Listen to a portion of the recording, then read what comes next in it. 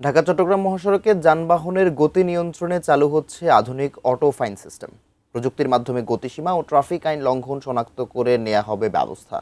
আজ স্বরাষ্ট্রমন্ত্রী সালাউদ্দিন আহমেদ এর উদ্বোধন করবেন। বিস্তারিত জানাতে মেঘনা টোল প্লাজা থেকে সরাসরি যুক্ত হচ্ছেন প্রতিনিধি হাসান মজুমদার।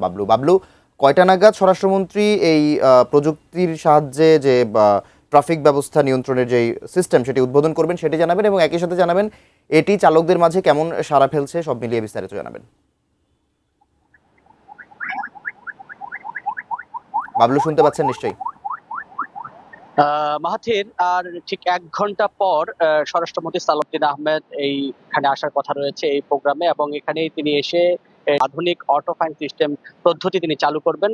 সেই তার সাথে সাথে কিন্তু ঢাকা চট্টগ্রাম মহাসড়কের একটি নতুন একটি অধ্যায়ের সূচনা হবে। আমরা যেমনটি স্থানীয়দের সাথে কথা বলেছিলাম, তারা চালক এবং যাত্রীরা আমাদেরকে জানিয়েছেন যে এই যে অটো ফাইন সিস্টেমটি চালু হলে বেশ কিছু গুরুত্বপূর্ণ যেই কাজগুলো ঢাকা চট্টগ্রাম মহাসড়কে যে বিশৃঙ্খলাগুলো প্রতিনিয়তই হয়ে আসছিল, যে সড়কে শৃঙ্খলা ফেরানোর জন্য যে চেষ্টা করছিল ট্রাফিক বিভাগ, সেটি আসলে সম্পূর্ণ হওয়ার সম্ভাবনা রয়েছে। পাশাপাশি কিছুটা ত্রুটির কথাও তারা জানিয়েছেন, যেমন কিছু কিছু গাড়ির একেবারে কমিয়ে দেওয়া হয়েছে গাড়ির গতি, যে সমস্ত কারণে ছিনতাইকারীদের বা গাড়িগুলোর সমস্যাও হতে পারে চালকদের, এটাও আমাদেরকে জানিয়েছে। আমরা একটু কথা বলতে চাই সাধারণ মানুষের সাথে এবং জানতে চাই যে এই যে অটো ফাইন সিস্টেম আসলে কি ধরনের সুযোগ সুবিধা আপনারা পাবেন বলে মনে করছেন?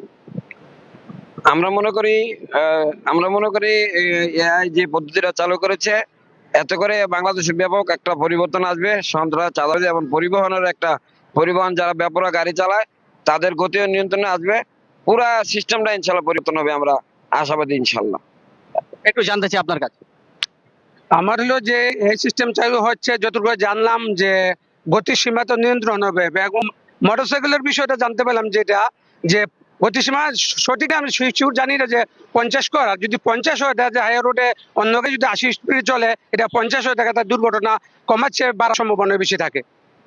বাহাতের সাধারণ যাত্রী এবং চালকদের কথা, যাত্রী এবং সাধারণ মানুষের কথা আপনি শুনলেন। তারা যেমনটি বলছেন যে এই উদ্যোগকে তারা স্বাগত জানিয়েছেন, এবং এই উদ্যোগ বাস্তবায়ন হলে গাড়ির গতি থেকে শুরু করে সড়কের শৃঙ্খলা ফেরানোর পাশাপাশি কিছু সমস্যার কথাও তারা আমাদেরকে জানিয়েছেন। বাহাতের।